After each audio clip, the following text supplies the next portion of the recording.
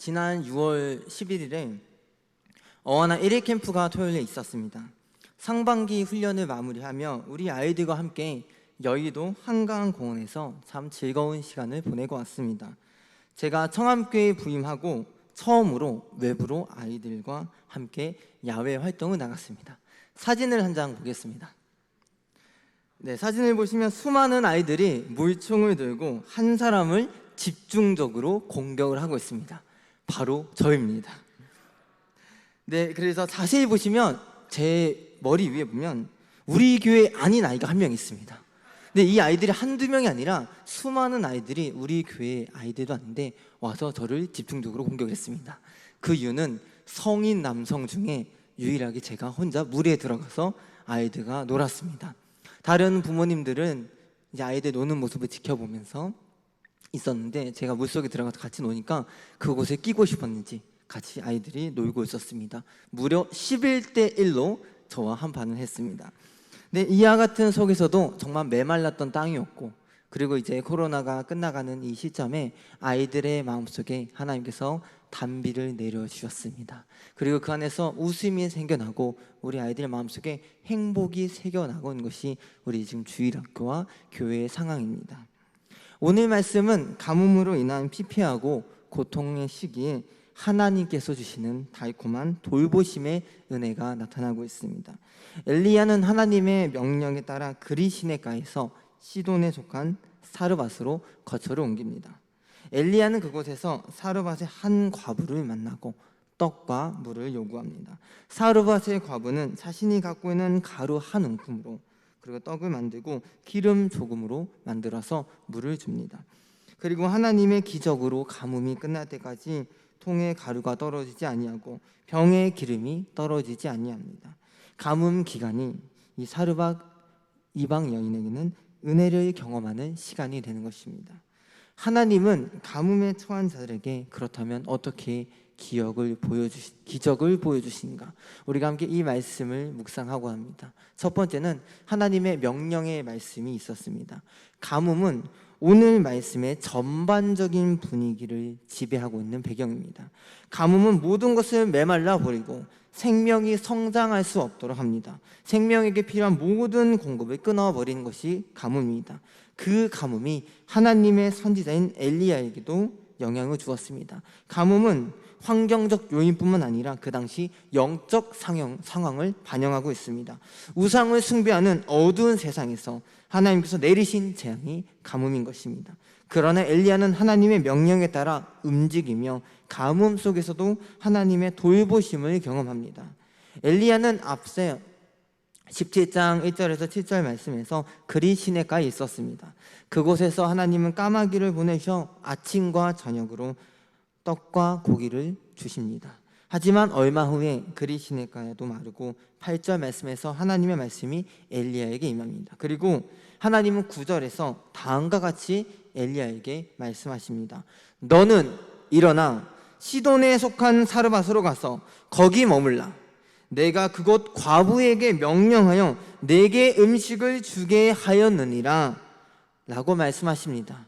하나님은 엘리야에게 시돈에 속한 사르밧으로 가서 머물도록 명령하십니다. 엘리야는 하나님의 말씀에 즉각적으로 순종하여 시돈으로 갑니다. 그곳에서 엘리야는 한 과부를 만납니다. 우리가 앞에 지도를 한 장 보겠습니다. 위에 보시면 시돈이 있고 사르밧이 있습니다. 저 지역으로 지금 이제 이동을 하였습니다.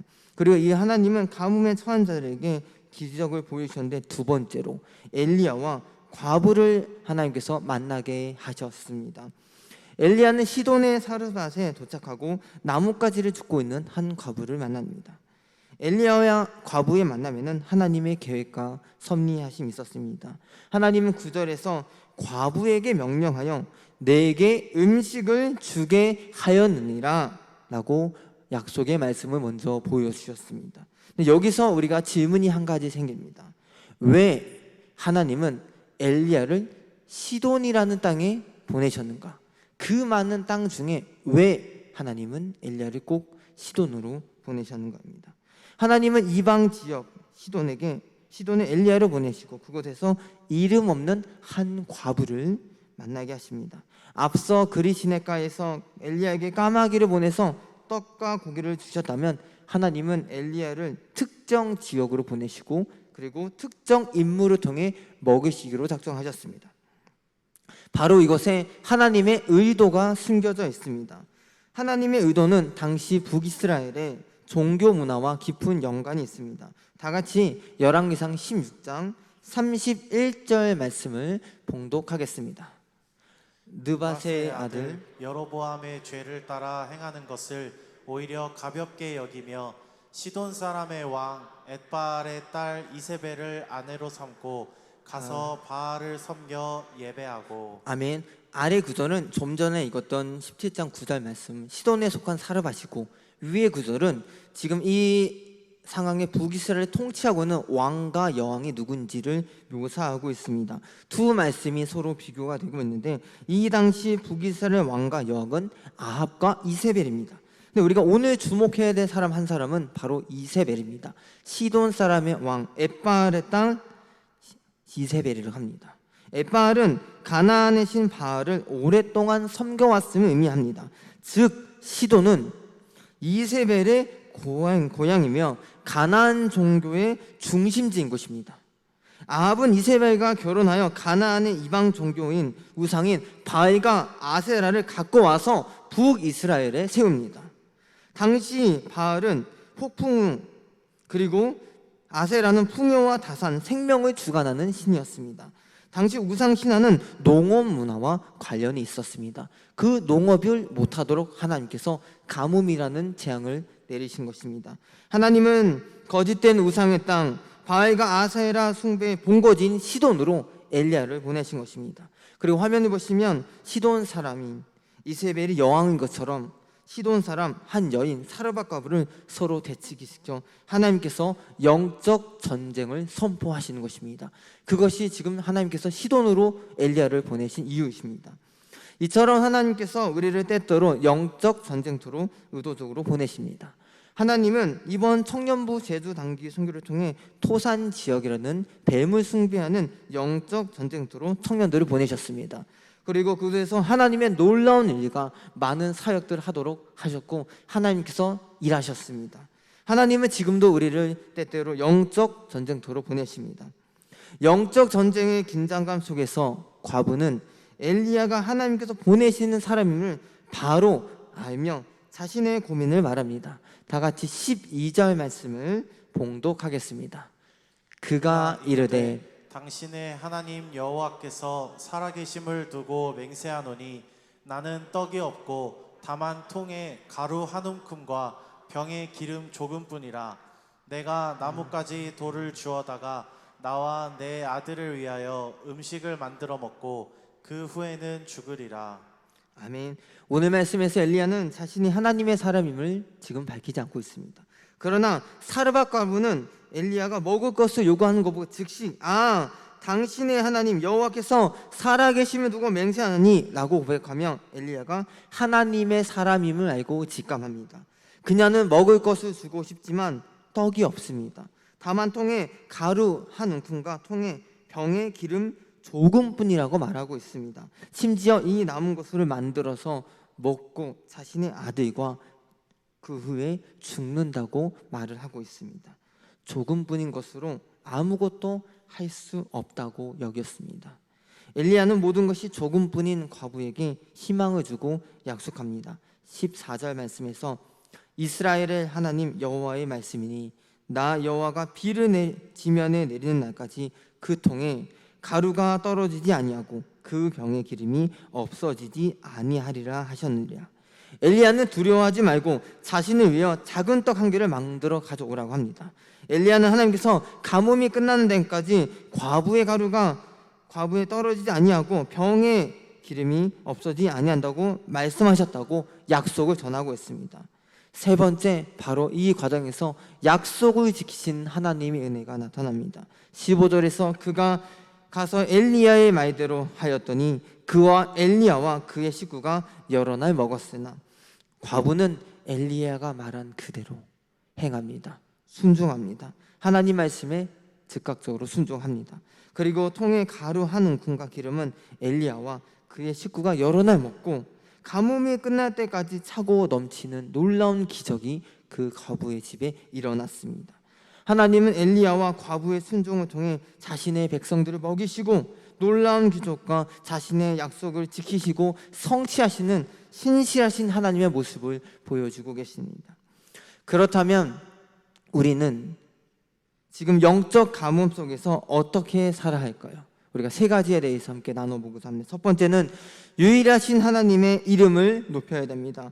하나님은 하나님의 이름을 드러내고 높이는 자를 돌보십니다. 앞서 가뭄의 상황은 영적 메마름의 환경에서 하나님께서 우상들에게 선포하신 영적 전쟁터라고 말씀을 드렸습니다. 시돈 땅은 우상들의 소굴인 것입니다. 중심지인 것입니다. 하나님은 그곳에 엘리야를 보내시고 무명의 이름이 나타나지 않는 한 과부를 만나도록 하십니다. 그 과부의 이름은 드러나지 않습니다. 왜 과부의 이름이 나타나지 않을까요? 바로 하나님의 이름을 나타내기 위해서 과부의 이름이 나타나지 않습니다. 하나님은 창조주이시며 만물을 주관하시기에 영광받기에 합당한 분이십니다. 이름 없는 한 과부를 통해서 하나님께서 하나님의 이름을 높이고 계십니다. 세상이 우리를 주목하지 않고 나의 이름을 모르더라도 알지 못하더라도 우리가 하나님의 영광, 하나님의 이름을 드러내는 그리스도인이 되어야 됩니다. 두 번째는 하나님의 말씀의 떡을 먹어야 됩니다. 하나님은 엘리야와 사르밧 과부에게 기적을 보여주셔 그들이 굶지 않도록 먹이십니다. 그리 시내가에서는 그냥 까마귀를 보내주셨다면 이번에는 하나님의 말씀을 통해서 그들이 움직이도록 말씀하십니다. 하나님의 말씀을 먹고 믿고 신뢰한 자들에게 하나님은 육적인 양식뿐만 아니라 하나님을 인격적으로 경험하면 영적인 양식을 공급하십니다. 신명기 8장 3절에서 사람이 떡으로만 사는 것이 아니라 여호와의 입에서 나오는 모든 말씀으로 사는 줄 내가 알게 하려 하심이라 라고 말씀하십니다. 하나님의 백성은 하나님의 말씀으로 사는 것입니다. 하나님의 말씀이 바로 우리의 감사 제목인 것입니다. 또한 오늘 이 사건은 신약에서 예수님께서 오병이어 사건을 통해 무리들을 먹이시는 그 말씀까지 함께 이어지고 있습니다. 예수님의 기적은 이미 구약에서 하나님께서 보여주신 것입니다. 요한복음 6장 35절 예수께서 이르실 때 나는 생명의 떡이니 내게 오는 자는 결코 줄이지 아니할 터이요 나를 믿는 자는 영원히 목마르지 아니하리라 라고 말씀하십니다. 우리는 하나님의 말씀을 먹으며 생명의 떡이신 예수 그리스도를 믿고 영원히 그분 안에 거하는 백성이 되어야 됩니다. 세 번째는 하나님의 돌보심을 기대해야 합니다. 사르밧 과부는 엘리야에게 12절에서 나는 떡이 없고 다만 통에 가루 한 움큼과 병에 기름 조금뿐이라 라고 고백을 합니다. 자신의 근심을 엘리야에게 솔직하게 이야기합니다.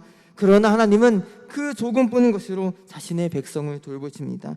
예수님께서 물고기 2마리와 떡 5개로 5,000명을 먹이신 것처럼 우리는 볼품없고 아무것도 아니라고 여기지만 하나님은 작은 것으로 자신의 백성을 돌보시고 아끼십니다. 메말라가는 가뭄 속에서 하나님의 양들을 챙기십니다. 우리는 믿음으로 하나님의 말씀을 믿고 먹으며 신뢰함으로 나아가야 됩니다. 우리 다 같이 화면을 한번 보겠습니다. 이 말씀 한번 같이 읽어보겠습니다. 시작. 세상에서 조금뿐이라 그러나 하나님 앞에서 많을 뿐이라. 한 번 더 읽어보겠습니다. 시작. 세상에서 조금뿐이라 그러나 하나님 앞에서 많을 뿐이라. 아멘. 과부는 자신의 생의 마지막 순간에 엘리야를 만납니다. 한 끼를 먹고 죽으려고 했던 그 순간 엘리야를 만납니다. 그녀는 자신이 가진 것은 조금뿐이었습니다. 그 조금뿐은 모든 것을 마무리 짓는 조금뿐이었습니다. 통에 조금뿐인 한 가루, 한 움큼, 병에 조금뿐인 기름, 조금뿐인 것을 끝으로 인생을 포기한 자의 마지막 모습을 사르밧 과부는 보여주고 있습니다. 인생의 남은 기간도 조금뿐입니다. 하나님은 조금뿐인 것을 많은 것으로 만드셨습니다. 우리가 조금뿐이고 우리가 볼품없고 내가 연약하고 나약하고 아무것도 하는 것 없는 것 같지만 하나님은 그 작은 것으로 볼품없는 것으로 약한 것으로 하나님의 큰 일을 행하고 계십니다. 고린도후서 6장 10절에서 무명한 자 같으나 유명한 자요 죽은 자 같으나 보라, 우리가 살아있고 징계인 받는 자 같으나 죽임을 당하지 아니하고 근심하는 자 같으나 항상 기뻐하고 가난한 자 같으나 많은 사람을 부요하게 하고 아무것도 없는 자 같으나 모든 것을 가진 자로다 라고 사도 바울이 고백하고 있습니다. 나에게 조금뿐인 것이 무엇이 있습니까? 그 조금뿐인 것으로 불평을 하고 원망을 하고 있지 않습니까? 어쩌면 그 조금뿐인 것을 통해 역전히 하나님께서 큰 계획을 우리에게 갖고 계실지도 모릅니다. 우리는 세상에서 조금뿐이나 하나님 앞에서 많은 뿐인 그 하나님을 기대해야 됩니다. 우리가 교회에서 남들 모르게 준 작은 휴지 한 조각이 있습니다. 그런데 그것으로 인해서 새 가족이 와서 와, 이 교회는 정말 깨끗한 교회구나 라고 할 수 있습니다. 우리 성가대에서 권사님들께서 작은 소리를 내십니다. 그런데 하나님께서 그 소리를 듣고 와, 이 청암교회 성가대의 소리는 정말 어마어마하며 크고 하나님께 영광받게 합당하구나 할 수 있습니다. 그리고 우리 장로님들, 또 우리 70대 이상 되신 권사님들께서 눈물로 씨를 뿌리셨습니다. 우리 양들을 위해서 교사로 하면서 땀을 흘리셨습니다. 그 작은 땀으로 우리 교회에 새로운 중직자들이 세워졌습니다. 그리고 우리가 이제 수박 헌금을 작정하였습니다. 1,000원, 2,000원, 어쩌면 나에게 클 수도 있고 또 누군가에게 작을 수도 있지만 그 헌금이 다음 세대 우리 아이들을 세우는데 큰 일을 하십니다. 우리가 보기에는 작은 것이고 조금뿐인 것이지만 하나님 앞에서는 큰 것입니다. 하나님 앞에서는 많을 뿐입니다. 사랑하는 성도님들, 세상에서 유일하신 하나님의 이름을 높이며 육적인 양식보다 하나님의 말씀을 떡을 먹기를 즐거워하며 감사하며 조금뿐인 것으로 큰 일을 행하시는 하나님을 기대하는 우리 성도님들 되시기를 간절히 소망합니다. 기도하겠습니다.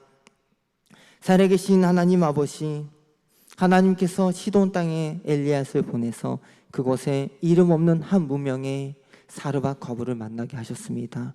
하나님, 그 사르밧 과부가 작은 것이, 자기가 가진 것이 다 조금뿐이었지만 그 인생의 마지막 순간에 엘리야를 만나고 그리고 하나님을 만남으로써 엄청난 은혜를 만났습니다.